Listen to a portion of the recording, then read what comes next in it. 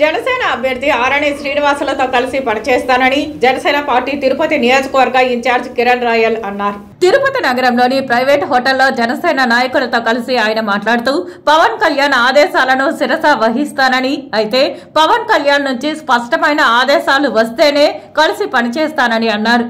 YCP అభ్యర్థిని గట్టిగా ఎదుర్కొని తిరుపతిలో జనసేన పార్టీ జెండాను ఎగురవేస్తామని అన్నారు. తనపై కొంతమంది పనిగట్టుకుని దుష్ప్రచారం చేస్తున్నారని, తాను ఎవరికీ అమ్ముడు పోలేదని అన్నారు.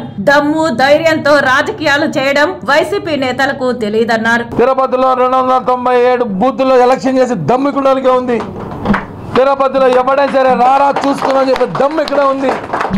రేపు తిరుపతిలో జనసేన జెండా ఎంత ధైర్యంగా పవన్ కళ్యాణ్ గారు రాయలసీమలో తిరుపతి జెండా ఎగరేస్తాం, తిరుపతి జెండా గెలవాలి, తిరుపతి జనసేన అడ్డా అని చెప్పడం అంటే దానికి కారకులు మనం అందరం.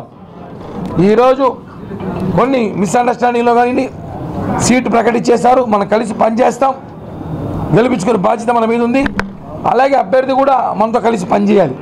మనం కలిసి పనిచేసేది కాదు కదా, ఆయన మనతో కలిసి పనిచేయాలి. ఆయన ఎవరితో కలిసి పనిచేస్తున్నాడు తెలియట్లే నాకు. ఎలా అయిపోయిందంటే మనం ఏమైనా మాట్లాడితే ఇలా పేపర్లో మా మీద వార్తలు రాయిస్తారు. ఇది ఒక పేపర్ ధర్మచక్రం అంట, ఇందులో ధర్మమే లేదు, చక్రం మాత్రమే ఉంది. ఈ పేపర్ అతను రాగానే పవన్ నీడలా ఉంటూ వెన్నుపోటు అంట, పవన్ నీడలా ఉంటా వెన్నుపోటు అని చెప్పి నా మీద ఒక ఆర్టికల్ రాశారు.